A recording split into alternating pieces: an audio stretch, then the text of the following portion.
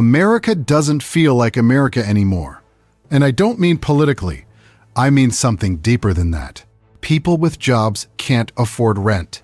Families earning $90,000 a year are choosing between bills. College graduates are moving back in with their parents. And nobody has a clean answer for why. Because on paper, everything looks fine, but something underneath the whole system quietly shifted. And most people can feel it. They just can't name it. That's exactly what this video is about. What America was actually selling. To understand what's disappearing, you first have to understand what people once had. And here's the thing. It wasn't wealth. It wasn't luxury. It wasn't even that remarkable by any objective standard. Picture a household in the mid-1970s, a mid-sized city, Cincinnati, Sacramento. It doesn't matter. One income, a modest house, one car, 2 weeks off in the summer, no investment portfolio, nothing extravagant, but something more durable than any of that was present in that house. A quiet certainty that next year would be okay, that the kids could go to a state university and graduate employable, without debt that followed them into middle age, that a serious illness wouldn't permanently erase the family's financial footing, that if you stayed the course and worked honestly, life moved in one direction, forward. That feeling, that specific, unspectacular sense of stability was the actual product America was selling. And for several decades, it was real. Widespread enough that it became a cultural baseline. It was simply what ordinary looked like. And here's what made it so powerful.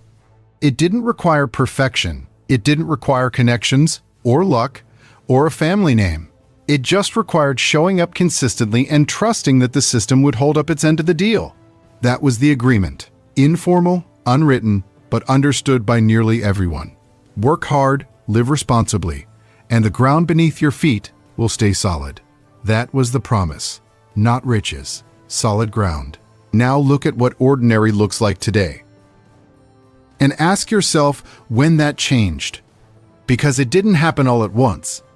It happened gradually, quietly, in a way most people didn't notice until they were already well behind where they expected to be. The sentence that says everything. There's one sentence showing up everywhere right now. In surveys, in interviews, in comment sections and break rooms and late-night conversations between people who barely know each other. I earn more than my parents did, and I live worse. That sentence deserves a moment. Because it isn't just a complaint. It's a verdict. It's a direct statement that the foundational promise of American life, the idea that each generation climbs higher than the last, has quietly stopped working. But here's where it gets harder to dismiss. The people saying this are not, by most measures, struggling. They have jobs, cars, phones, streaming services. By a narrow reading of the numbers, they're fine.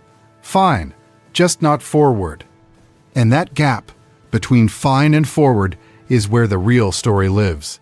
Being poor means the question is how to survive today. Falling behind means something different. It means you can see exactly where you're supposed to be. You can see the destination. And no matter how consistently you show up, it isn't getting closer. That's a different kind of pain. And it's one that almost no economic statistic fully captures. Because the statistics measure income.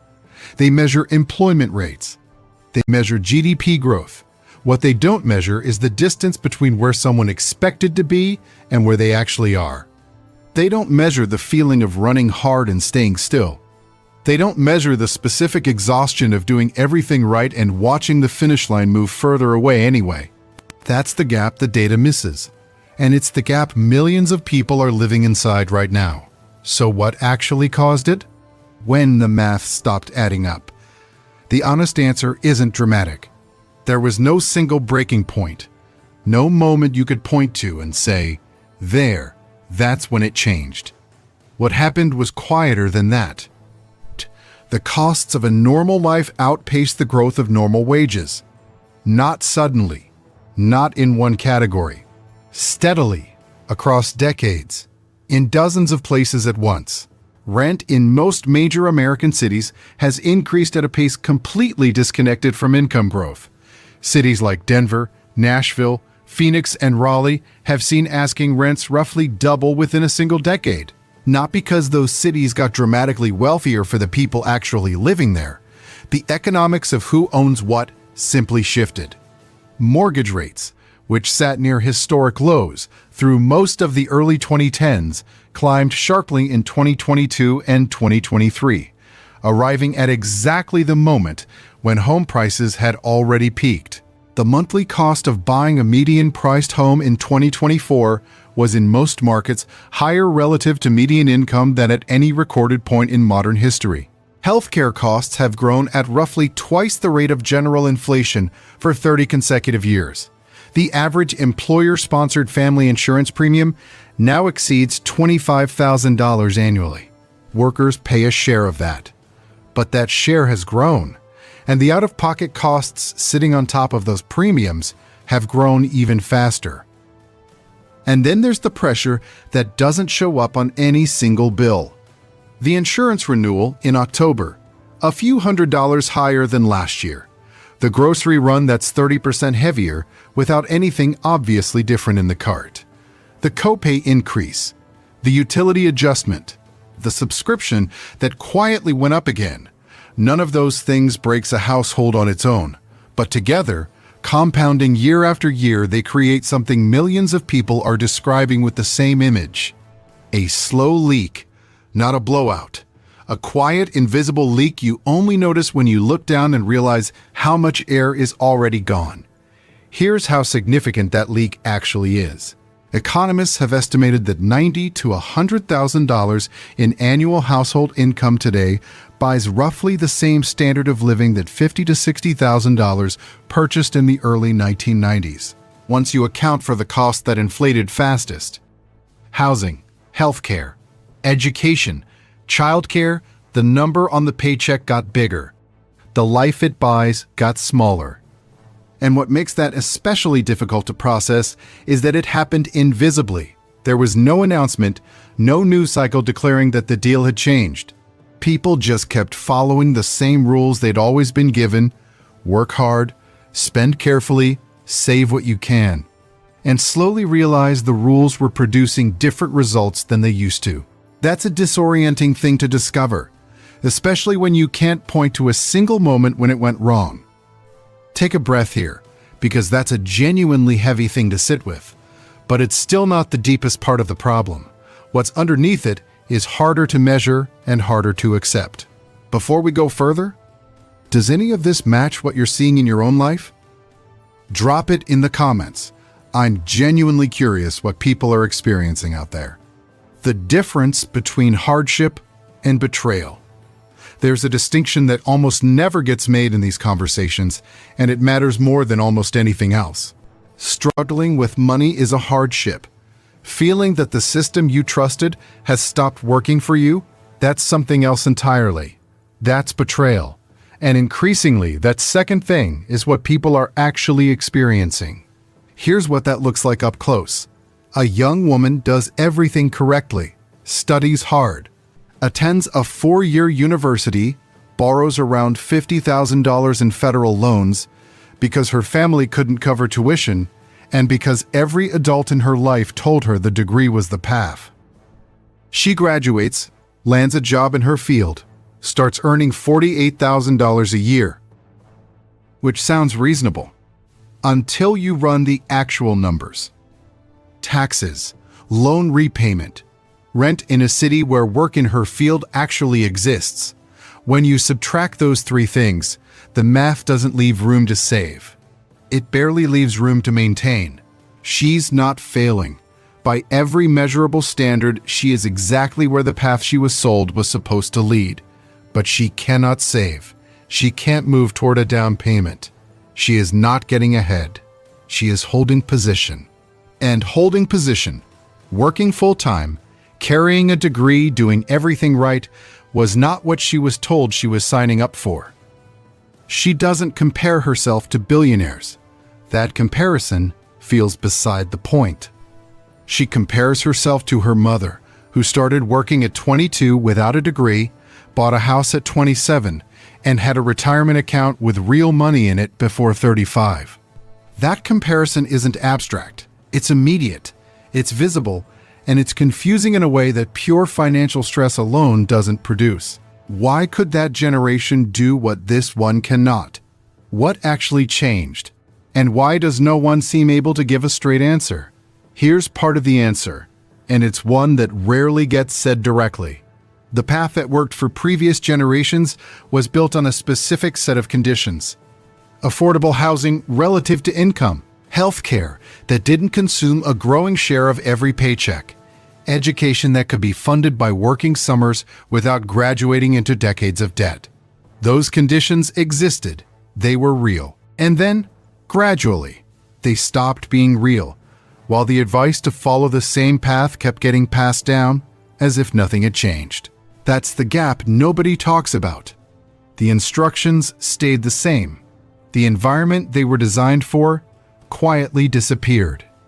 That confusion, multiplied across millions of households, is where the real emotional story of modern America lives. And eventually, confusion doesn't stay confusion. It hardens into something more lasting. When people stop trusting the stem, notice the specific language people use today when they talk about the institutions around them. They don't say healthcare is expensive. They say it's a maze designed to drain you. They don't say college was overpriced. They say it was a gamble that didn't pay off. They don't say rent is high. They say the whole thing is rigged. Those aren't the words of people who gave up. Most of them are still paying their premiums, still making loan payments, still showing up every morning to jobs that feel increasingly insufficient. These are people who are fully inside the system and who have stopped believing the system is working for them. That distinction matters more than it might seem, because a recession, an actual economic recession, has a beginning, a middle, and an end. It's painful, but it's something you can read. You can see it on a chart. Americans have navigated recessions before and come out the other side.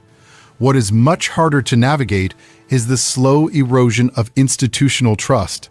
Trust doesn't replenish with an interest rate cut. It doesn't recover because a quarterly report looks better. It rebuilds slowly, over years, through consistent evidence that the structures people depend on are actually working in their favor. And here's why that matters so much. When people trust institutions, they engage with them. They contribute to retirement accounts because they believe the market will reward patience. They invest in education because they believe it opens doors. They buy homes because they believe ownership builds security over time. Trust is not just an emotion, it's the engine that makes long-term financial behavior possible. When trust erodes, that engine stalls. People stop making long-term decisions because long-term thinking requires confidence in a future that feels uncertain. And when enough people stop making those decisions simultaneously, the effects ripple outward in ways that are very difficult to reverse. Think of it this way. Imagine someone who's driven the same highway to work for 15 years. Every curve is automatic. Every exit is memorized. Then, one year, small cracks appear in the road. A guardrail section starts to look rusted. The lighting in a long tunnel begins to flicker. Nothing stops the car. They still arrive on time every morning. But they've stopped trusting the road in a way they never had to think about before.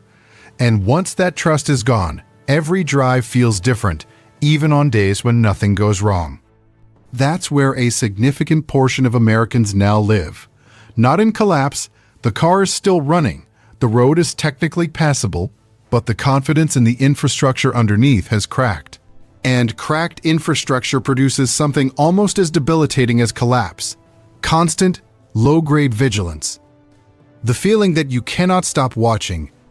That one unexpected expense, one disruption, one health event is all that separates your current life from a genuine crisis. That vigilance is exhausting.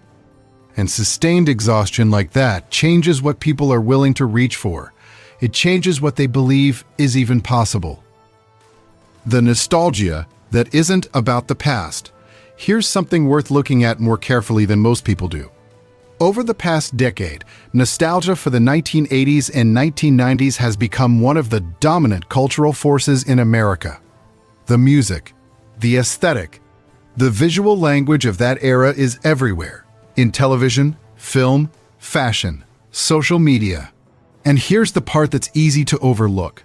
A significant share of the people expressing this nostalgia were children during that era. Some weren't born yet.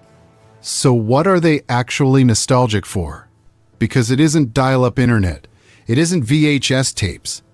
The 1990s weren't a golden age by any objective measure. There were recessions, crime, inequality, serious unresolved problems. What people are longing for isn't a time period. It's a feeling that time period represented.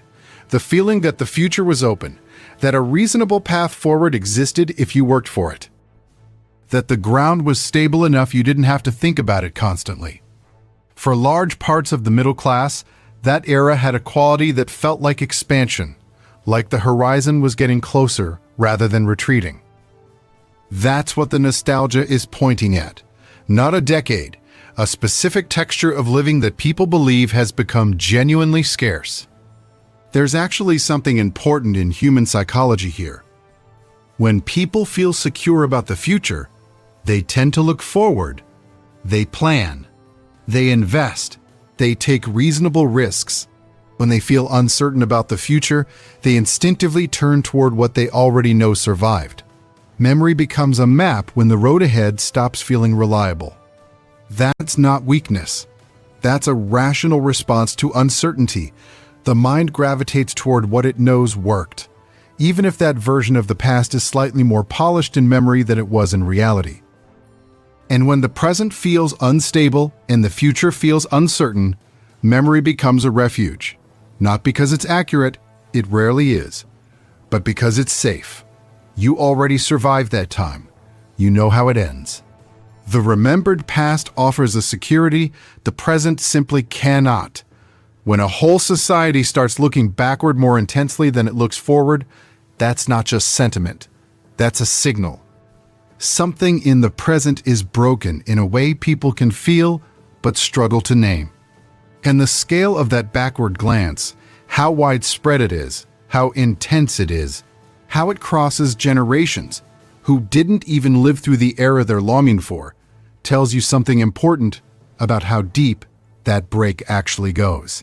If this is giving you a clearer picture of what's actually happening, a like genuinely helps this kind of content reach more people. It only takes a second. From building to surviving. For most of the 20th century, the psychological orientation of American middle-class life pointed in one direction: forward. You worked to build things, a career, a household, a retirement. You saved toward goals that took time but were expected to arrive. The house, the paid-off car, the college fund, the retirement account. These weren't fantasies. They were plans. And for most families working within the system, they were plans that actually worked. The question people asked themselves, even in hard years, was simple: what am I building toward? Now listen to the question that increasing numbers of Americans report asking themselves today. Not what am I building, but how do I not fall apart this month? That is not a small shift in wording. That is a complete inversion of direction. From accumulation to protection, from reaching toward the future to defending against it. You see it in financial behavior. A generation ago, buying a first home was the natural next step after getting established. Today, among younger households, maintaining a 3-month emergency fund is treated as a genuine achievement. Paying off a credit card is a milestone worth mentioning. Not because ambitions shrank, because the margin shrank. The space between functioning and crisis has narrowed so much that protecting what you have is simply the most rational available move. You see it in life decisions that once ran on ordinary timelines. The average age of first marriage keeps climbing. Having children is being delayed or skipped, not primarily because values changed, but because of material calculation. People who want children are running the numbers on healthcare, childcare, housing, and education, and concluding they need to wait for conditions to improve, even as conditions show little sign of improving. You see it in the return of multi-generational living, employed, educated adults in their late 20s and 30s back in childhood bedrooms. Not because family bonds deepened, because the arithmetic of living independently stopped working across a growing number of American cities. A previous generation asked how to succeed. A growing number of people today ask how to avoid falling further behind. Same country, same culture. Completely different question. And the weight of that difference is hard to overstate, because the questions a society asks itself shape the decisions it makes. A culture oriented around building takes risks. It starts businesses. It moves to new cities for new opportunities. It invests in things that take years to pay off. A culture oriented around not falling apart does the opposite. It plays it safe. It stays put. It holds tight to what it has rather than reaching for what it doesn't. Neither of those is a moral failing. Both are rational responses to the environment people are actually living in, but they produce very different societies over time. The psychologist Abraham Maslow described something directly relevant here. People only move toward higher pursuits, purpose, creativity, growth, belonging, once their basic security needs are stable. When security is threatened, people pull back. They stop thinking about what they could build and start thinking about what they can hold on to. Turing. A society operating at that level of persistent anxiety produces less innovation, less civic engagement, less willingness to invest in anything long-term. Not because the people are less capable, but because the cognitive and emotional energy required for those things gets fully consumed by the daily work of staying afloat. That's the real cost of a survival mentality. Not just what individuals miss out on, the collective capacity that gets redirected away from creating and toward defending. And at scale, that matters enormously. A country where millions of people are permanently in defensive mode isn't simply a country with an economic problem.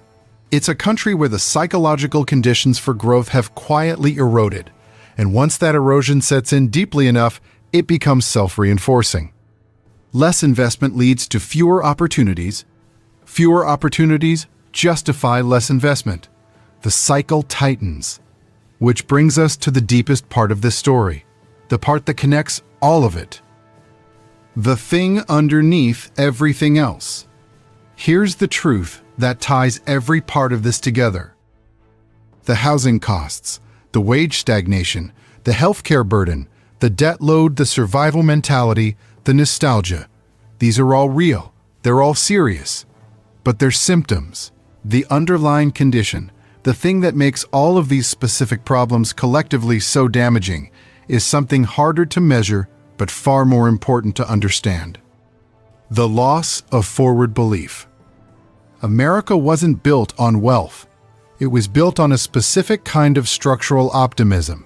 Not the naive kind, not the idea that everything is always fine, but a durable, functional belief that the direction things were moving was upward, that your children would have more options than you did, that sustained, honest effort pointed somewhere real. That belief was never equally distributed. The history of this country includes long stretches where the promise was theoretical rather than lived for large portions of its own people. Press has never moved at the same speed for everyone. That's an important truth that shouldn't get lost here. But even with that history, there was something real and consequential about the broad consensus that effort had direction, that the system, imperfect and uneven as it was, had a working mechanism at its center, that staying in it and working within it generally bent the trajectory upward, even when specific years were difficult. What appears to be happening now is not a difficult economic cycle. Cycles have a shape, they contract, they expand. Americans have navigated plenty of them. What's happening now is a growing, broad-based loss of confidence that the mechanism itself still works. not just at the margins, among people who are doing exactly what they're supposed to do. And that is a fundamentally different problem. Because you can fix a recession with policy, you can address a market correction with time, but you cannot legislate belief back into existence. You cannot pass a bill that restores confidence. Trust that has been lost at this scale rebuilds slowly through actions sustained over long periods, and it only rebuilds at all if the underlying conditions that eroded it actually change. That's what makes this moment genuinely significant. Not the economic data on its own, the combination of real structural pressure and the psychological response to it. Both are happening simultaneously, and together they create something that's harder to reverse than either one alone. The question that actually matters. A country can absorb a remarkable amount of hardship when its people believe the difficulty is temporary and the direction is still correct. When you run out of fuel on a long road trip, you're frustrated. But if you believe the destination is real and the road leads there, you find a way. You call for help. You wait. You push the car if you have to. You do what it takes because the destination itself isn't in question. The harder situation, the psychologically more costly one, is when people are no longer sure the road leads where they were told it did. Because at that point, effort becomes harder to sustain. The whole logic of sacrificing in the present for a future payoff depends on believing the future payoff is real. When that belief starts to weaken, the calculus of putting off gratification today for something better tomorrow, which is the foundation of how middle-class life is structured, starts to come apart. That's what the phrase, "America is no longer America," actually means when people say it. It's not a geographic observation. It's not a purely political statement. It's an emotional statement about a broken contract, the experience of reaching into a pocket where something essential used to be, and finding it empty. The streets are still there. The economy is still, by aggregate measures, one of the largest and most productive in the world. The innovation is real. The technology is extraordinary. But capability isn't the same as direction. Power isn't the same as promise. What millions of people are mourning isn't the loss of what America can do. It's the loss of the sense that what America does is organized, at least in part, around giving ordinary people a stable and improving life. When that sense fades, something fundamental shifts. Not loudly, not all at once. The surface stays relatively intact. People go to work, pay their taxes, raise their kids. But underneath, the agreement that held things together, the one that said sustained, honest effort would be rewarded, is under pressure in a way that hasn't been true for most of this country's history. And the first step toward any kind of repair isn't a policy, it's not a program or a package or a plan. It's seeing this clearly, acknowledging that what people are feeling isn't confusion or ingratitude or weakness. It's a rational response to real conditions. It's what happens when the world people were prepared for and the world that actually exists diverge far enough that the gap can no longer be explained away. A nation doesn't begin to weaken when it runs out of money. It begins to weaken when enough of its people stop believing that tomorrow will be better than today. That belief has carried this country through its hardest periods before, through depressions and wars and long stretches where the path forward wasn't clear. What made recovery possible in those moments wasn't just policy or resources, it was the stubborn, persistent conviction that the country was still worth working toward. That the effort still meant something, that the destination was still real. Whether that conviction can be rebuilt now, and what it would honestly take to rebuild it, is the question that deserves far more serious attention than it's currently getting. Because this conversation isn't really about the past. It never was. It's about what kind of future we're actually willing to reckon with. So I want to ask you directly, do you think the American dream is changing shape, or do you think it's genuinely fading? Tell me in the comments. I read them.